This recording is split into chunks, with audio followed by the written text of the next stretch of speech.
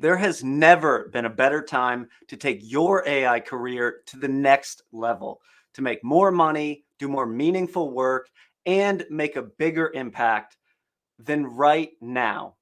Welcome to How to Become an AI Engineer in 2024. My name is Greg Loughnane, founder and CEO of AI Makerspace, and I'll be your moderator today. Thanks for joining us for today's event. During this panel style event, you'll hear success stories from folks that got the jobs they were really aiming at. You'll learn about JDs and the skills to get those jobs and those job descriptions. You'll get a deeper understanding of how to actually build your brand and to leverage community. And of course, we will talk salaries today as well. If you have questions, please go ahead and drop them in the Slido link that we'll share with you right now, or check out the QR code live on screen throughout the discussion today. Without further ado, I'd like to introduce our panelists. First up, we've got Sadie St. Lawrence. She's the founder and CEO of Women in Data.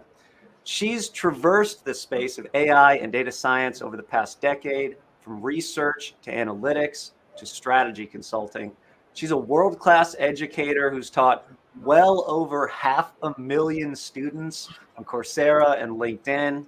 As a young woman, she had sort of a meandering journey studying piano performance, teaching music lessons, and actually studying the neurobiology of emotional learning and memory. In 2015, nearly 10 years ago now, she founded Women in Data with the mission to increase diversity in data careers. Today, Women in Data is the largest global community for women in data and AI, with over 40,000 members in 55 countries. Sadie, welcome. Thank you, Greg. It's great to be here and love collaborating with other communities and just seeing this space expand and how many individuals are still excited about coming into this space and looking to continue to connect and grow. So looking forward to the discussion today. Yeah, absolutely. Thank you so much. Next up, we've got James Van, whose career spans over 20 years. In that time, he's helped thousands of folks find their next job. He began his career as a technical recruiter in the San Francisco and Silicon Valley area. Then, following his completion of a master's in counselor education, he began career counseling and coaching. He supported career growth for students across disciplines, many ages, demographics, across many institutions, and even boot camp style learning organizations. James is fascinated by the future of work and loves to try to understand and help others understand how new tech is going to really make careers change for folks. Welcome so much. Thank you for joining us, James, the career nerd. Thanks, Greg. Great to be here. Super exciting topic of conversation. I look forward to getting into it. Yeah. And last up, we've got Chris Alexiak, needs no introduction, co-founder, CTO at AI Makerspace, the LLM wizard himself, former data scientist, machine learning engineer, curriculum instructor, YouTube creator. He loves building, shipping, and sharing, and he's seen quite a lot of career success as a result of doing that over the past few years. Really excited to get into this today with all of you guys. The question I want to kick it off with is, let's talk success stories first. Let's sort of talk about what we could be aiming at as a job seeker today. And I want to kick it off with Sadie to sort of tell us a story of a success that you've seen that really, serves as maybe a bit of a guiding light for other folks and other people out there trying to take their careers to the next level. Yeah, so before I get to the success part, let me talk about some of the struggles that led it to a success. So Casey is a woman in our community who was really struggling to land that first job in what she wanted to be was an ML engineer. And one of the struggles was she was getting all of the education. She had the certificates. She was doing boot camps. She was attending datathons and hackathons, like really putting herself out there and getting that practice, which is what is the first step of is needed and required. But she was still really struggling with landing those interviews and being able to get those job opportunities, mainly because, as we all know, it's that catch-22 of, I have the education, I'm looking to get the experience, but I can't get the job without the experience, right? And so she started to really overcome that by building key relationships through the women in data community. And so what she did was she became a volunteer in one of our chapters, and that allowed her to work alongside others who were in the industry. And why I say this is really important is she not only just showed up and participated in community, but she volunteered and people got to see her work. And I think this is really important because while we all know networking is really essential in terms of landing that job, it's more than just going to a happy hour and connecting with somebody. True networking is when you make friends, you work alongside of them, and they see your work and can speak to your work. And so because she was able to work alongside others through volunteering, that allowed her to build key relationships within individuals who were CDOs in public service. And they then were able to recommend her for a job, right? And that recommendation was just what she needed to get over that hump of, hey, I have the education, I know I can do the job, but it doesn't show I have the work experience, right? But the recommendation is what replaced that. And so she was able to get her first job as an ML engineer this year. And more importantly, you know, I just stress so much how not only networking is important, but really working alongside others who are going to be those advocates for you. If you don't have that experience, having those advocates for you who are in the job today is really essential. Love that. Yeah. And sort of building by yourself, not quite enough. But when you really go in and start volunteering with the community, you can take it to the next level. Love that. And, Chris, I'd love to hear the story you have to tell, which I think is going to have some similar themes that we can pull on throughout our little panel discussion today. What's a success story that comes to your mind, man?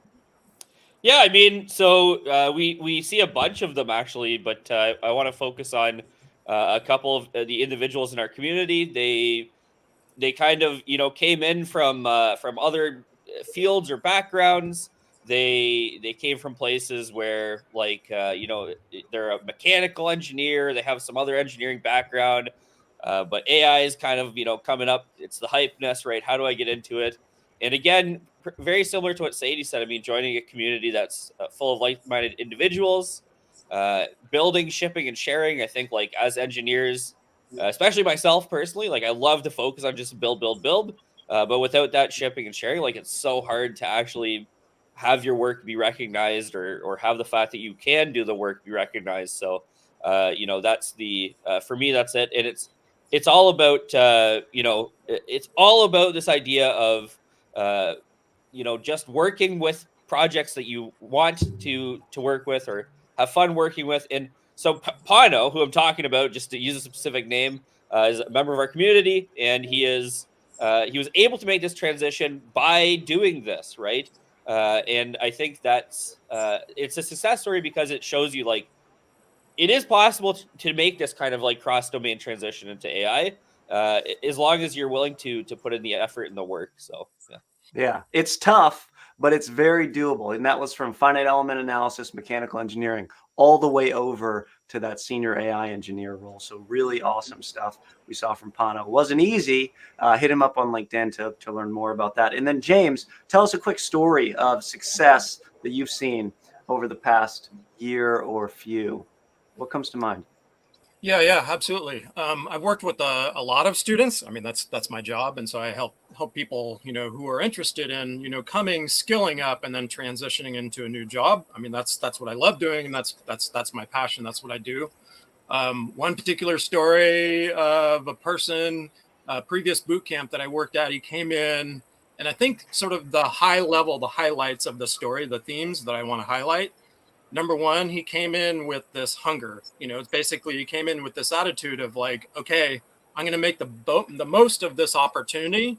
And I think through just a little bit of like exploration, it was a matter, the mindset was basically like, hey, the limits, there's no limits in terms of what it is that I can achieve. It's a matter of like, how much energy do I put into it, and what am I going to get out of it? So it's this idea of like your hunger level determines your story. So he came in with this attitude of like, I'm just going to take advantage of like everything that I had, that's this, place the school has to offer. I paid my money, boom, like what, so our initial conversations were kind of like, okay, classic career coaching, like, hey man, what can I do for you? What's this going to look like? Where are you coming from? What are you doing right now? Where do you want to be? Let's walk through that. And very much classic, going from that to sort of like developing a game plan to, strategy, and then execution, and then a few like pivots along the way. So we started executing on the plan, was going well, getting interviews, and then the classic moment of like, hey, I'm getting interviews, but I'm not getting the offers. What can I do? Right. And there was very specific conversations about like, okay, you're getting to the end of the interview. Here's a few things that you can do to like, close the deal and actually like get the offers. And then it was like this matter of like multiple offers. And that was just so gratifying to see. But that transition, and it was great to see sort of like that, utilizing like every sort of resource and then just going after it with this hunger, but also like leveraging the community around them. And I'm sure that's going to be a theme throughout this this topic, but like using utilizing all of his instructors, but also, within the classroom and the people that could help give them the structure to raise the level up. So yeah, that was super fun. Yeah. And James, do we have a name on who this mysterious job seeker was, my friend? The name, he's on this call. His name is Chris. He's on this call. Oh, yeah. So you heard it here first, folks. That was actually Chris not so long ago getting after it, figuring out how to get in the game. And as you've noticed, he really has taken it to the next level. It can be there for you too in almost no time flat. So this is a key takeaway of today. There's a lot of themes we'll pull on throughout, but let's start digging into some of the weeds, some of the details of exactly what we should be aiming at. So often I'm getting students that come and they say, I just really want a job. And I say, well, what job do you want? Right. And where do you want it? What title? And they're like, well, I don't care. I just want a job. And it's like, well, if you don't care and you're not aiming at anything, you're going to have a heck of a difficult time landing that thing that is unnameable. So we have tended, Sadie, I'll sort of kick this over to you to sort of talk about this AI engineer title. I believe it is the sort of emerging title that we've used for a long time, but is starting to mature.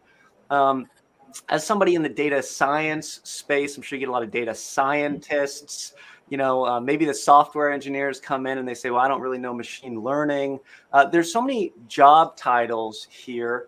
What does it mean for you? And what do you advise people when they say, hey, I want to get into this space. I want to be I don't know what exactly, but they're sort of talking about this amorphous AI engineering space. What do you recommend people aim at in terms of a job title, Sadie?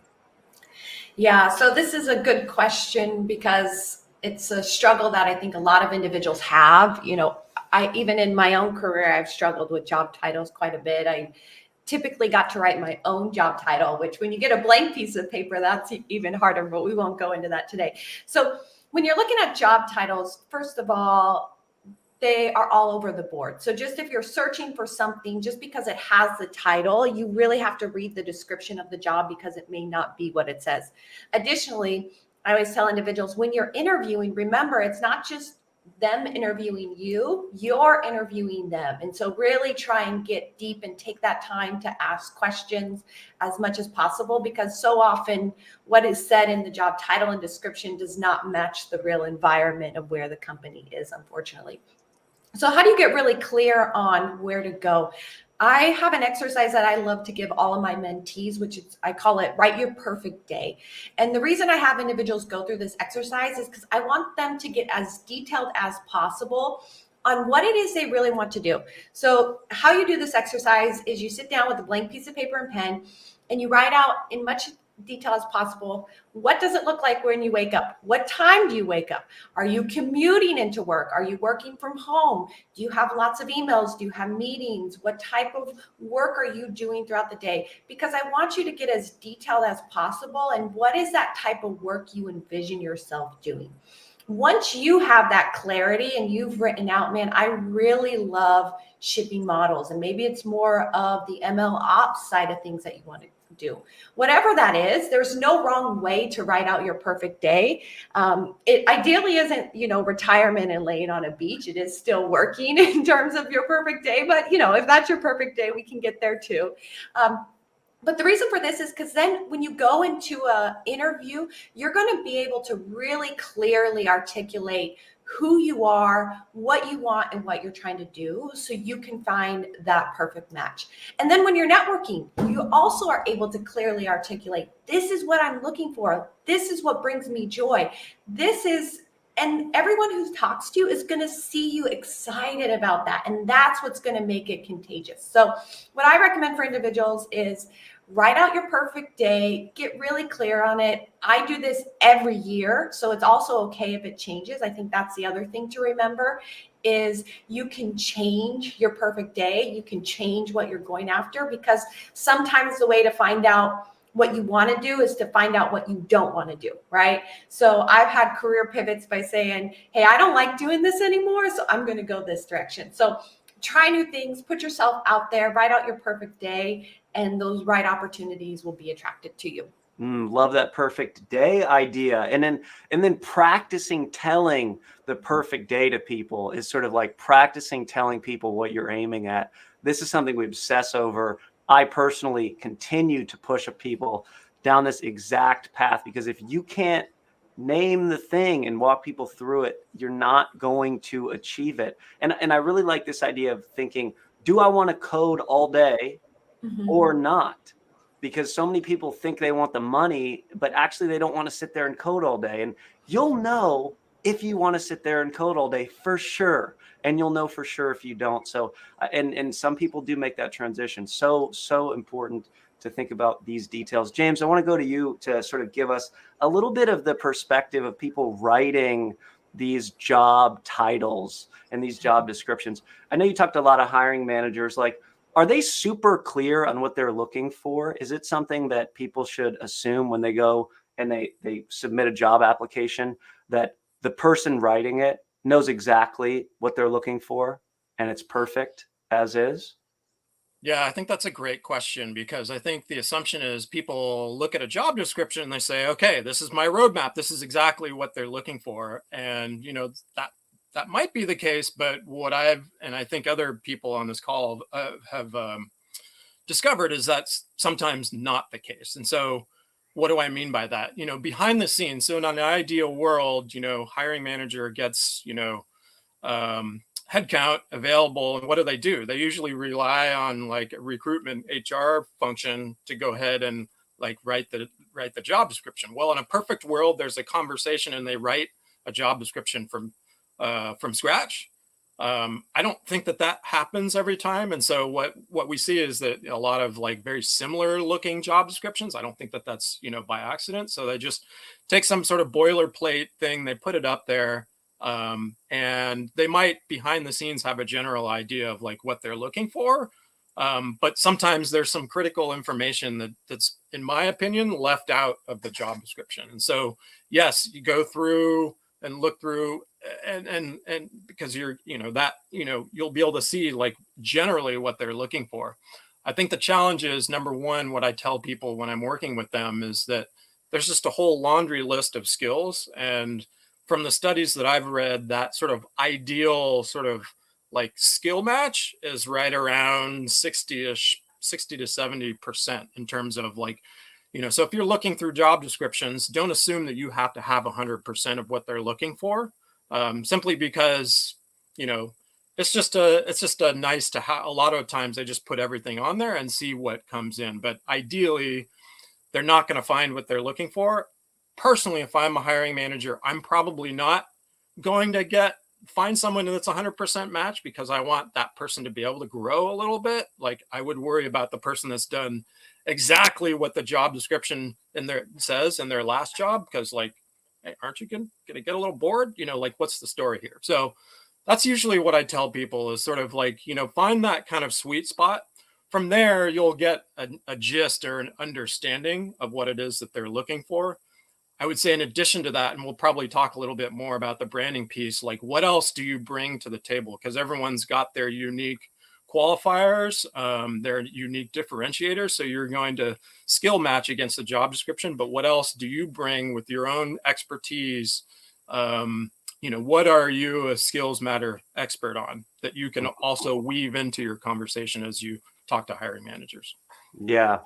I love this. I love this sort of thread of not getting too caught up on the exact bullets in the JD, right? And figuring out what you're aiming at, sort of job description, job title, not necessarily going to be a perfect match. It's not going to fully define you. I mean, Chris, as a job seeker, what have you noticed talking to different companies, you know, working with them to understand what's actually behind the job title, what kind of skills are actually required, especially out here on the edge? I mean, we're teaching and learning stuff all the time that's rapidly changing at a pace the hiring managers can't keep up. They need you to come in and teach them the stuff to put in their next job title, right?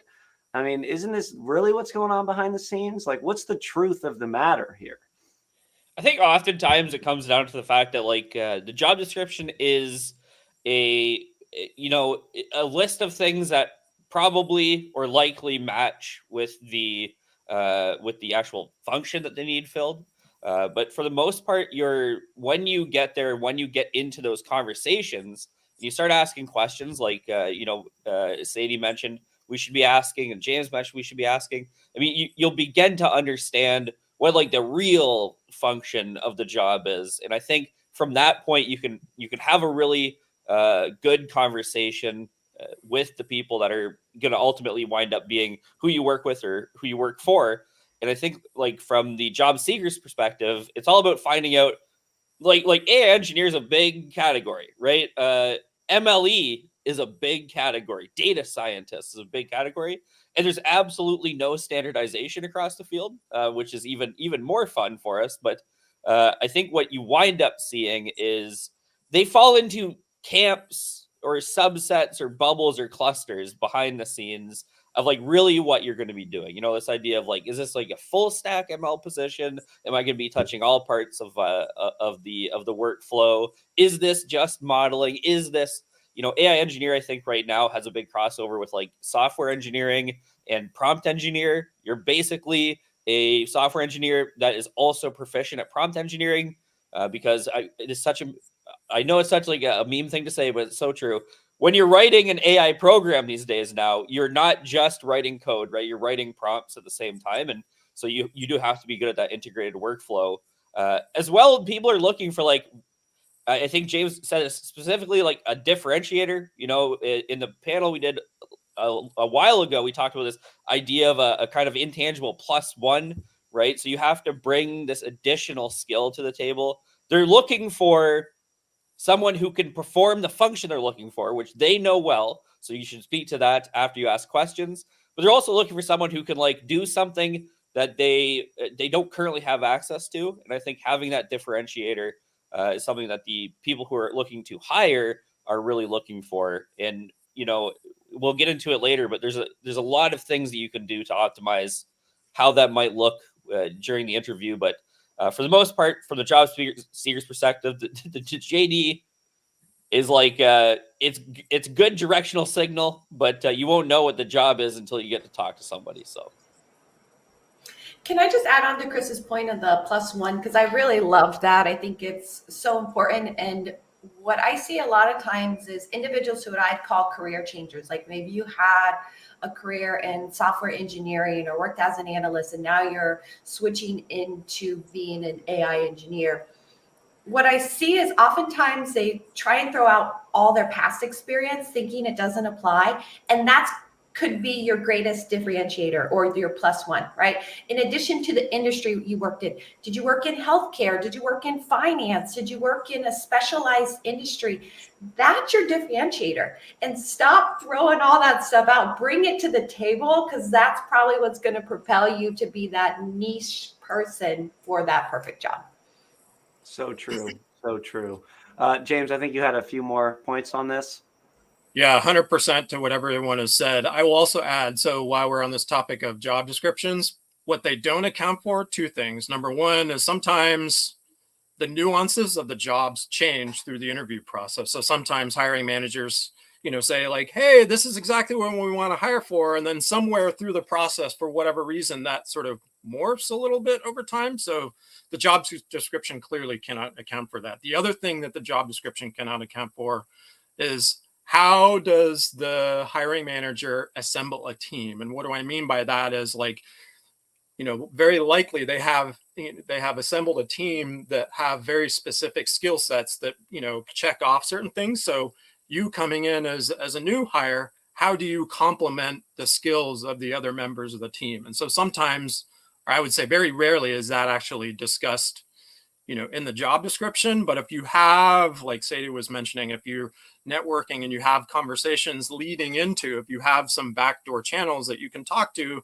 sometimes people can provide critical information and say, like, yeah, here's the job description, but like, we really need someone that has this experience and this skill set to complement the other members of the team. And if you have that, then you have a clear advantage over the other people. Yeah, love that. Can I add on to that with a story? Because that's actually how I got my very first job in working with data. Is I was interviewing for a research analyst position, and they called me and said, hey, Sadie, we have some good news and some bad news. Some bad news is you're not going to get that job. But the good news is we want to create a special job for you because we thought you were way too curious for that job. And so we're going to create a different job. We can use your skills, just not for the job you applied for, right? And so we're going to put you half on the advanced analytics team, half as a research analyst. We don't really know what the name is yet, but we think it'll be a better fit for you. And I was like, I love it. That's a better fit than even the job I was applying for. So it just goes to what James was saying, which is, show up and be your true self, because you never know. They may even have a different opportunity for you. I've had so many individuals got introduced to a different hiring manager at Facebook because they said, hey, we like you. You're just not a good fit for this role, but we're going to recommend you to somebody else.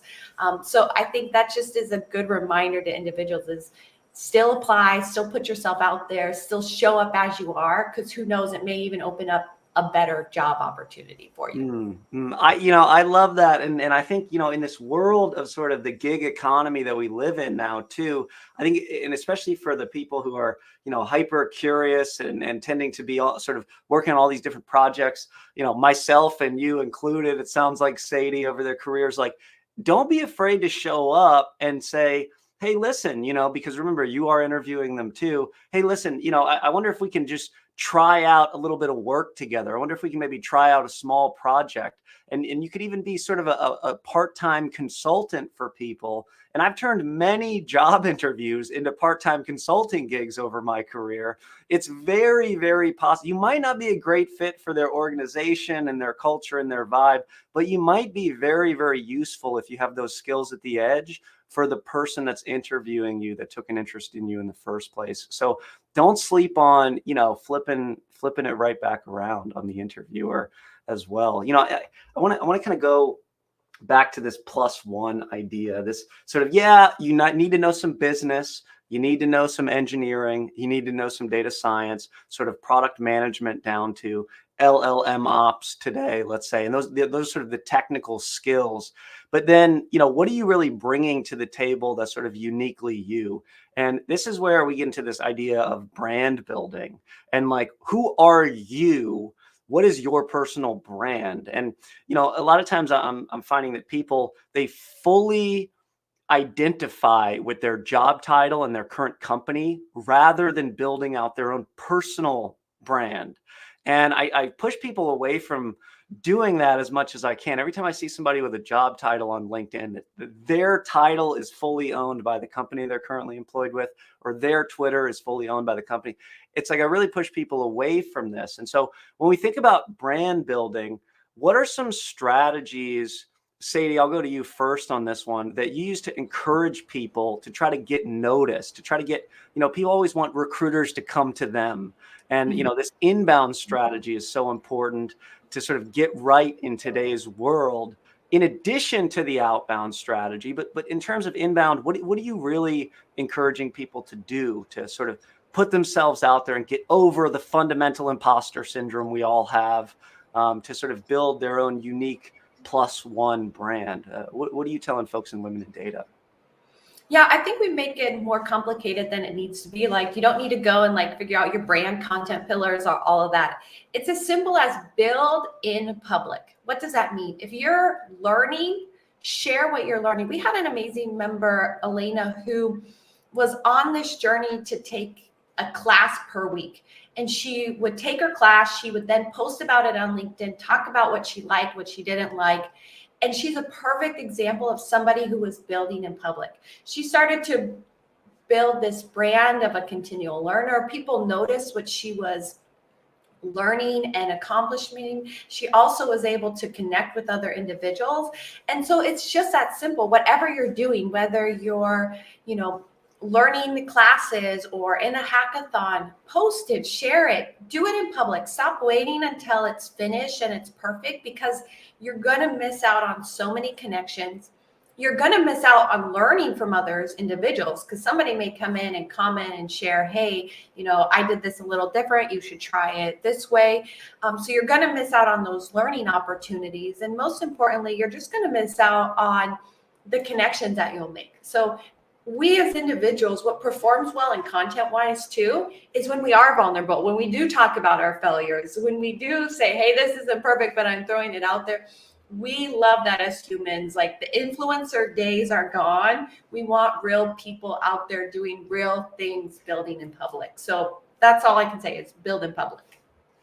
Love it. Love it. Chris, I mean, this is what we're talking about all the time, right? Build, ship, share, build, ship, share. And the people out there, I'm thinking of Eva, I'm thinking of Juan, I'm thinking of folks in our community that they get over that hump and then they start really blossoming.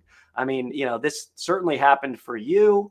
And, I mean, the build mentality has gotten you so far, and we just can't get the word out quick enough to everybody, can we? No, sure can't. I mean, build. I love having a catchphrase if it's that, right? Like, it feels good because it's.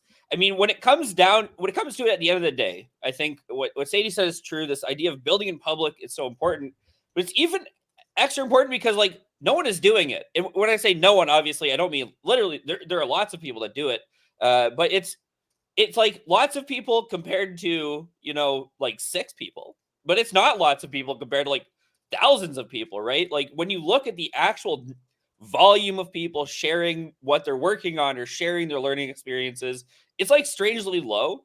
And I think that when you look at things like LinkedIn or Twitter, you'll eventually pick up on these patterns that there are the same familiar voices and familiar faces that are sharing what they're doing, sharing what they're working on. And it's a lot easier, I think, to join that club than people think, because all it requires you to do is share what you're doing. And especially coming from the engineering, vein, or where you just want to be heads down working and building, and you're not worried about the whole social aspect of the job market or job search. I mean, it can be daunting to share. And I know for me personally, and James will back me up. It took a long time to be convinced that this was something that was worthwhile, that it was something that is worth your time, that is something that's valuable. But it is because, again, there are very few people doing it. And I mean, as more and more people do this, it doesn't become a worse strategy. But I mean, it's never going to be better than it is today. And when you have a brand, however you want to define that, it makes it really easy to prove to people who you are in a job interview, right? You want to know who I am? Well, check out all of this stuff that I've done for the last year. Check out my YouTube channel, check out my post series. Check out my blog. Like, this is me, and this is how I operate through this space, and it makes that conversation a lot easier with hiring managers. It can help set you apart when they're looking for people. It can help get you in the door of the interview to express your true self, and I think that's the idea, is like, build is so good, but only if it's appended by ship share, right? Like, without ship share, like, you could just be sitting on a treasure trove of amazing things that no one knows about or cares about. And so that ship share part, not to mention the fact that I think there's a deficiency in perceived soft skills of a lot of technical people, and you're honing those soft skills every time you ship and share. You're getting better at those things that are like super critical to getting jobs, right? You could be the best engineer in the world, but if you don't have the soft skills, like, you'll never get the job. And I think, the ship share really makes you practice those skills in a very open and public arena. So. Yeah, I love you going back to the ship share. It's back to the in public. It's back to the communicating what you've done. And, it's so important, James, from a hiring manager's perspective, if you just build, or from your own manager's perspective, they're just going to get further and further away from actually understanding what it is you're doing if you're not communicating it. And so just because you build awesome things isn't going to make you successful overnight. You have got to learn how to communicate them, how to share them with others. And if you do this to build your own brand, then this is just going to be a huge multiplier effect. Now, the question that we always get, though, is, but how do I start? It's like, I'm scared. I feel like I don't want to post. And it's hard to post and have 0 likes on your post. Nobody wants this, right? And so, this kind of bleeds into, like, what's the secret to, like, getting started? Kind of a leading question here, but Sadie, what is the secret for you when folks are asking, how do I get started? What should I do first? What's the first thing I should do? Yeah, so one of the strategies you can do is just not look at reactions. So I had someone who they would schedule out their posts and share it, but they were so terrified of it not getting any views, any likes, that they would just never look at it. Now, I don't typically recommend that strategy, but if you need that first step to just put it out there, that can be a good step of just saying, hey, I'm going to put it out there and I'm not even going to look. I'm like going to shut off all notifications, not look at what's happening there. So that's one strategy. The other strategy is you have to know your why. What is your why? Are you doing it to get likes and impressions and all of that? Or are you doing it because you really want to solidify your learning? So I recently started a newsletter, and the reason I started the newsletter is I really wanted to improve my writing, and I wanted to get better at deeply thinking about certain topics, right? And so whether the newsletter does well or doesn't, I find personal joy in writing and knowing that I know that topic really well, that I wrote about it, and feel proud about shipping something out, right? So I think if you can focus on what is your why for it, the rest will come and follow. It just takes time and consistency. That's the one thing. You can have even terrible posts. If you're consistent with it for a long enough period of time, you will be successful. It's probably one of the most tried and true formulas. So know your why. Just start, even if you don't look, and you'll be good to go. Yeah. And, accountability seems to be one of the big things that is a force multiplier on this. James, I wonder if you can talk about how you've seen sort of the evolution of people that just get together once a week, right? And just sort of be like, hey, we're all aiming at this one thing right now. Did you do it?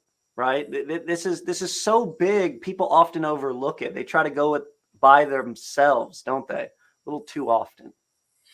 Yeah, it's something that I personally, as a career coach, started experimenting with probably 10 years ago, which is this idea of getting people in small groups, to work together. It's nothing new. I didn't create anything, revolutionary, but the idea that you get people together who have some sort of shared common interest or common goal to help each other. The idea is that, the collective brain power in the room, the collective energy raises the water, raises the boats for everyone. The common sentiment is like, well, I'm going to, share a bunch of stuff and help other people out. And that's going to diminish my returns. And what I've found is it's actually the opposite, is that everyone ends up doing better.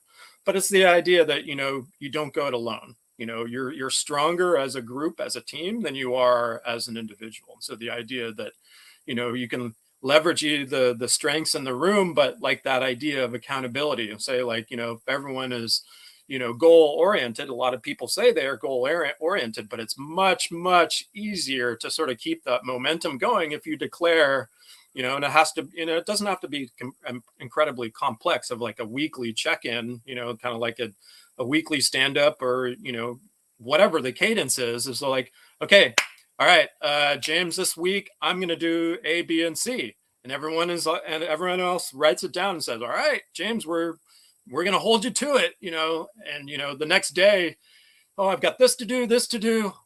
Oh, but right, I said I was going to do this. And if I don't come back, all my group mates are going to give me a hard time. That peer pressure is super powerful. So yeah. Absolutely. 100%. Yeah. And Sadie, just I'm remembering back to the last event we did, and we sort of came to this conclusion, like, join a community. That's the secret cheat code.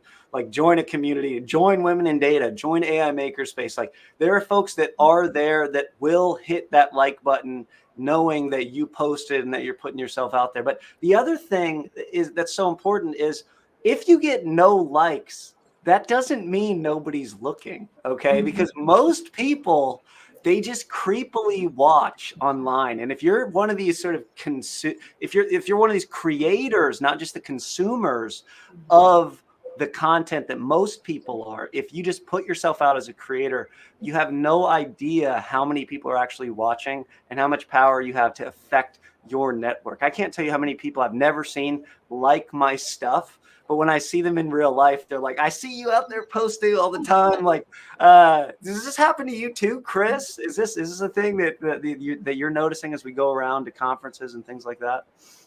Yeah, of course. I mean, it's like, think about how you personally engage with media. Like, you see a lot of posts, you read a lot of posts, you might not comment and like every post that you see and read. It's just we all have a limited bandwidth, or we all have we are only brought to commenting or pressing a button if we have a specific emotional reaction. So I think it's most people are lurking most of the time, and it is the case that doesn't mean no one's looking. And I mean, a lot of these platforms they have line of sight to this kind of interaction stuff, but it's absolutely the case that you have a lot of people who just consume, and that's it. They don't interact, they just consume.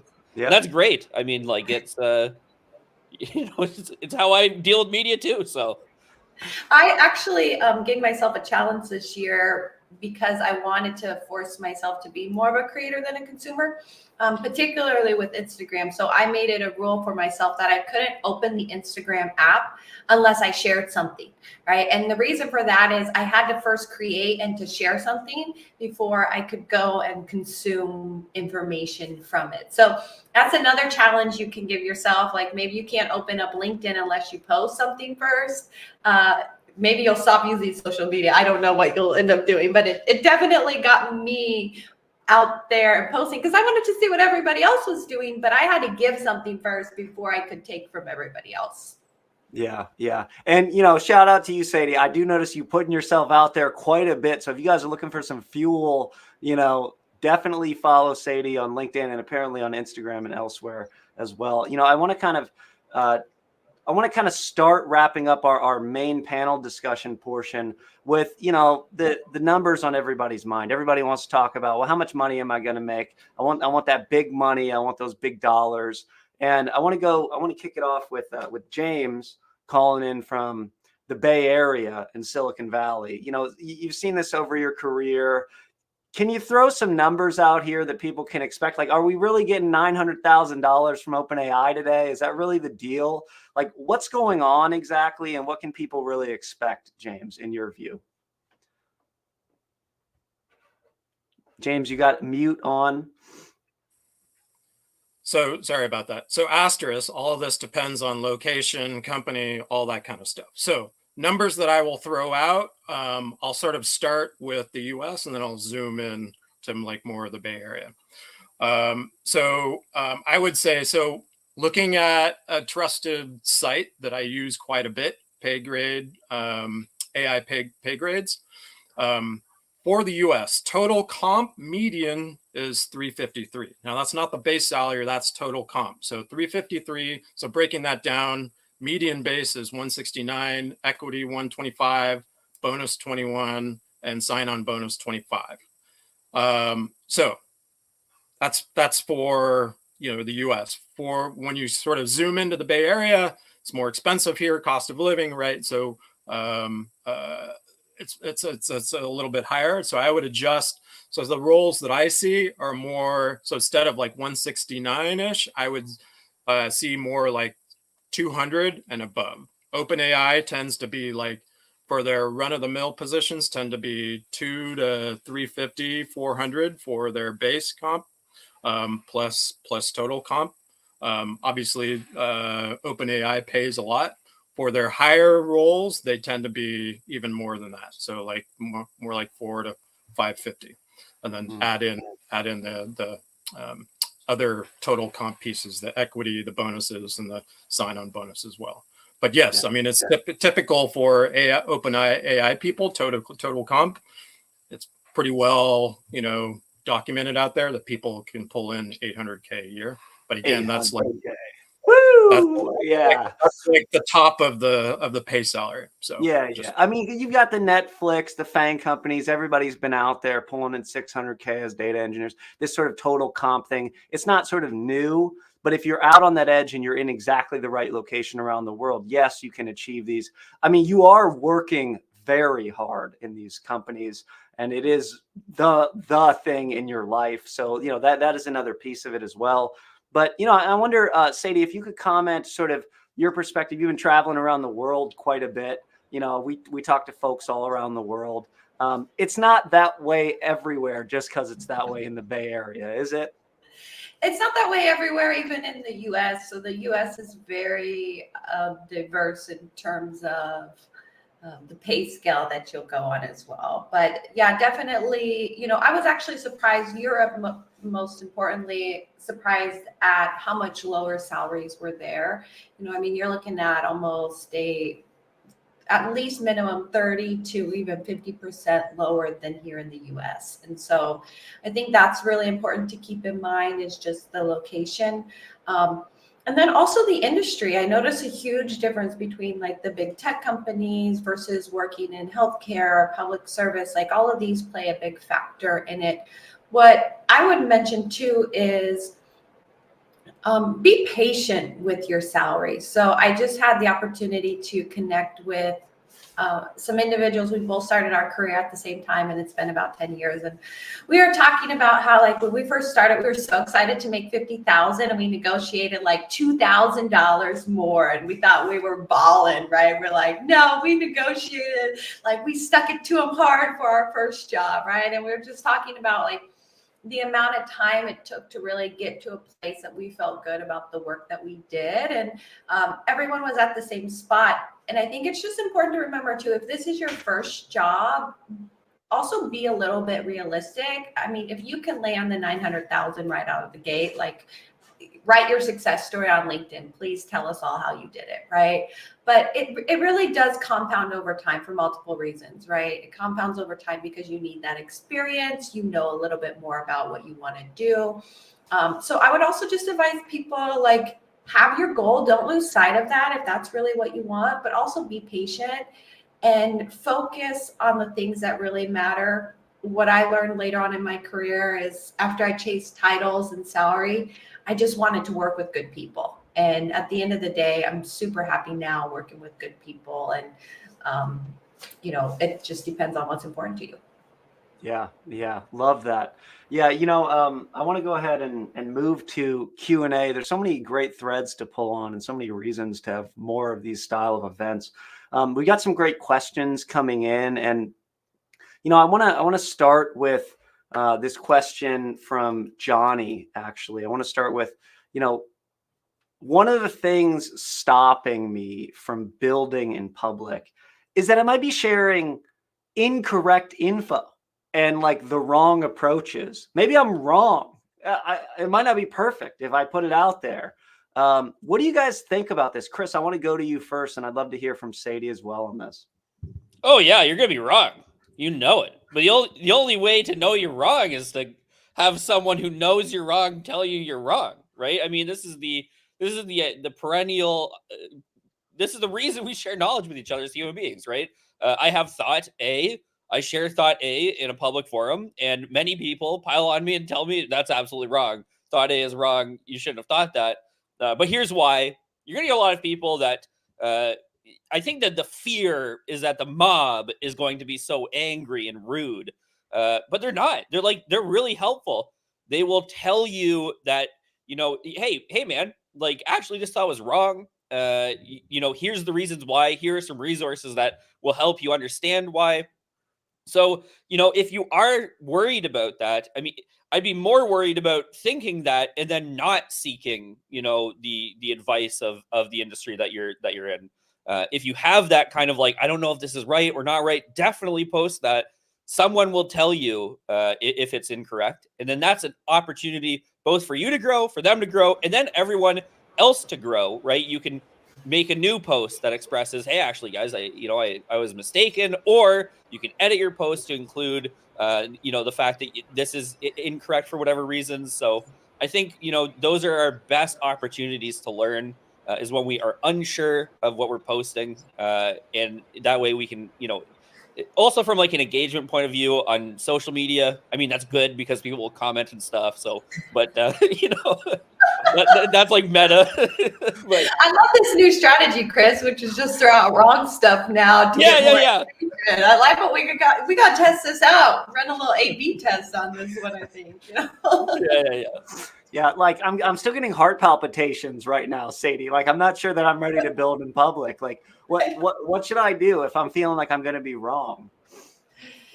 Yeah, one, just recognize that all of us have that fear. When I taught my first class, even I didn't feel like I was good enough to teach a class, and I was worried about putting myself out there.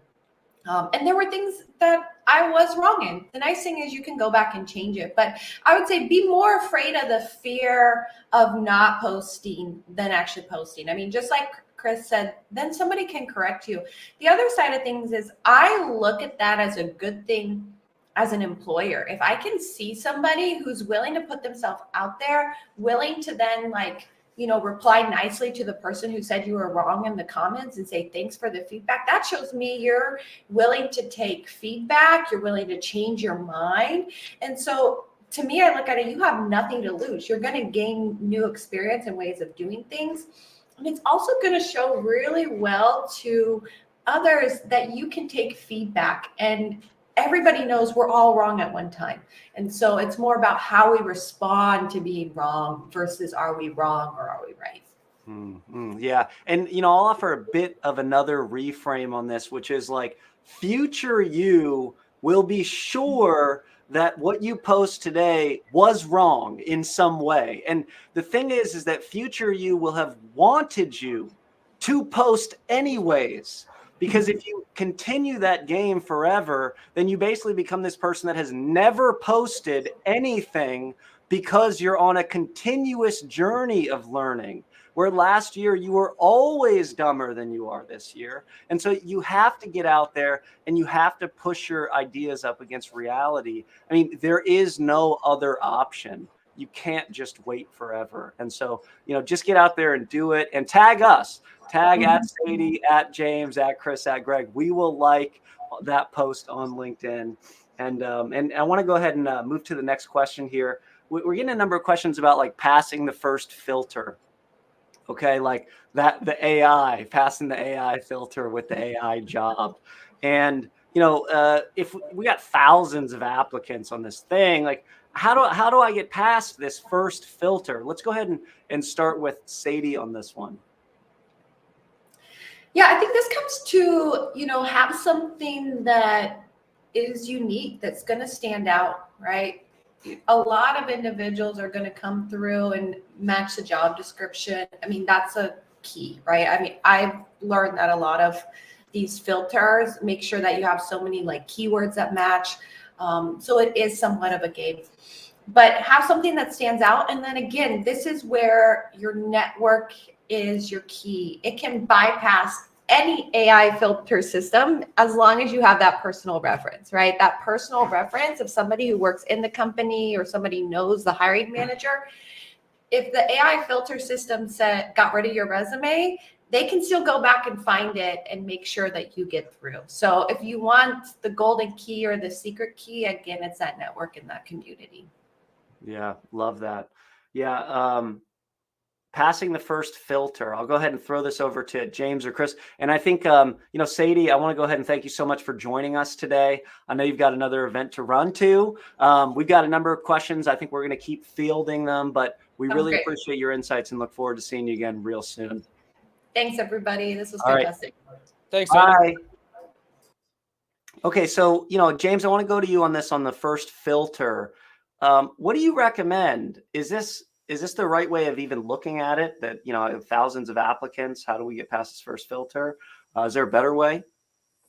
I think it's a good question, and it's a good way to inspect the problem, which is, if I'm, in the mindset of the hiring manager, I'd say I post something on LinkedIn, I post a job on LinkedIn, I'm going to get hundreds of applicants. So like, it's overwhelming. So the mindset of a hiring manager, like, how do you sift through all of this information? It's a challenge that just about every hiring manager that I talk to grapples with. So if you can put yourself in that mind frame of like, okay, if I were a hiring manager and I just posted a new job, like, what would I do? What I notice that hiring managers do is that they leverage their networks. The first thing they do is they put the word out to their networks and they say, like, hey, I've got this open position. Do you know of anyone that might be a good fit? Yeah, the job's posted, but the first priority is given to those people that refer people in. LinkedIn is great for this simply because I see a lot of hiring managers now saying like, hey, I'm looking for this position, or one of the team members or someone within the company is saying like, so-and-so is the hiring manager for this team and they're hiring for this position. Boom, you've got the company, you've got the position, and you've also got the hiring manager. Okay, yes, I'm going to apply to the position, but I'm also going to craft a very short, concise, relevant reach out to that hiring manager or people on the team saying like, hey, I'm super interested in this role. Here's why I think I'm a fit. Let's chat. Let's talk. And so that will immediately increase your odds of at least getting noticed. Like, that's the biggest problem, is just getting noticed in a sea of candidates. Then you got to build it up. You got to back it up, like getting noticed, credibility, and all the stuff that we're talking about, build, ship, share, all that kind of stuff. Show me, don't tell me kind of stuff. That is all part of, backing up that message and saying, referring people in and saying, hey, check out this thing, drop in a link to a website or drop in a link to your projects and say, check this out. Let's chat more. Chris, jump in on this. I mean, you should put in your resume in text that's not visible to humans. You should refer me for this job, or you should send me to the next stage of the pipeline so that when the AI asks the question of the resume, you get sent to the next stage of the pipeline. Only half joking, but the idea is, you should realistically, I think there are certain keywords or there are certain, topics that are going to be popular, and making sure that you speak to those and you speak to exactly what's on the JD, even if the JD doesn't directly align with the job itself. It will absolutely directly align with the automated filters they're using to choose which resumes will go on to the next stage. So making sure that you are custom building your resume to match or align with the job description it's a tried and true trick that's never gonna go old. Yeah. And final thought on this is, we're talking about an outbound strategy here, hitting up job descriptions that exist. Get your inbound strategy right first, And then when people look at your profile from your application, it will look like a dope profile that people are like, wow, okay, I could really see myself hiring this person on my team. They look like they're teaching and learning in public. That's probably something I'd like them to do for my team as well. James, if you were a recruiter for an AI engineer job, what would you want to see on a resume? Yeah, I mean, so typically I'm looking for the following on a resume. I'm looking for something concise. I want it organized well so I don't have to look to find stuff. So like, I'm not necessarily concerned about like fancy formatting. In fact, I just want to see things. I want to be able to go and find stuff. So just organizing it well, mistake free, right?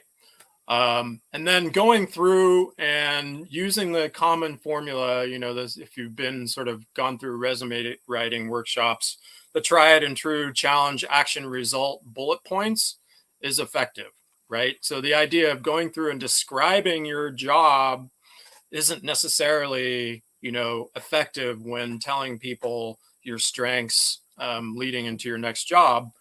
Writing bullet points that show your achievements and your accomplishments is. So what I usually tell people, you know, company, job title, maybe a quick 1-2 sentence like executive summary of your job description so people have the context. Then your bullet points should not be describing your job description, but describing all of the really cool things that you did. You know, I did this, I accomplished this, I built this, you know, and so it really answers the question like, why should I, as a recruiter or hiring manager, care? It's because it's all tied to outcomes. I achieved, or I built this, or I increased customer satisfaction, or whatever. If you can answer that why question, what, how, and why on all of your bullet points, it's a much more compelling resume overall. Love it. And last question over to you, Chris. Let's go deeper on this. Like, which skills or projects or things should people have actually built to really show themselves as a great AI engineer today? What are you looking for? Yeah, I mean, I think the cleanest way to talk about this is to use a link from a post that someone working for IBM made, in which they discussed kind of what set candidates apart. They had obviously a lot of applicants, and they had to make a lot of hires. And the kind of things they focused on were, you know, being able to explain LM fundamentals. So starting from, you know, attention and moving to fine tuning, you know, being able to talk about those things in a way that that's confident and expressive is important. Understanding prompt engineering, different strategies, what it is, how it works, why it works, is very. Yeah, a link will be coming in the chat. But the idea is prompt engineering matters even when we're AI engineers, right? Because half the thing that we're writing is a prompt. Sharing examples where you actually moved through using these tools. So creating a RAG pipeline, hosting a RAG pipeline, doing all these kinds of things that involve working with the technology you're going to be expected to work with. You know, working with a vector database, benchmarking some different tools as part of the stacks. Staying up to date with the research. So being able to talk about the thing that came out before, right? There's going to be major things that come out every time you're about to do an interview, and you're going to need to, make sure that you're able to speak to those things. The field moves very quickly. And then, of course, discussing the plethora of fine-tuning techniques that you have at your fingertips. But it's really being able to speak to the whole stack, not ultimately in depth, but at a reasonable level, which just takes reps, right? Like it just takes shots on goal. Every time you build, ship, and share, you're going to get better at that. And just make sure you're kind of focusing it in those camps when you're looking to get the actual job.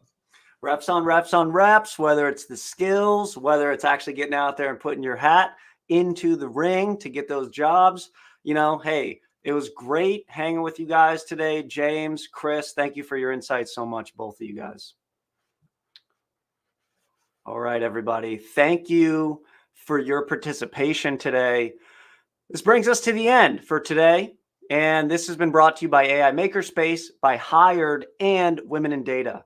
You know, one of the best ways to supercharge landing a new role in 2024 is to learn at the edge with a community of practitioners. You can do that at AI Makerspace for free or in one of our upcoming courses. On January 9th, we launch LLM Engineering Cohort 2, our more introductory course that teaches everything you need to know to build and train your very own LLMs, from the transformer and attention to fine-tuning, prompt engineering, RLHF, and more. All the stuff we heard Chris just mention in that IBM insight into hiring.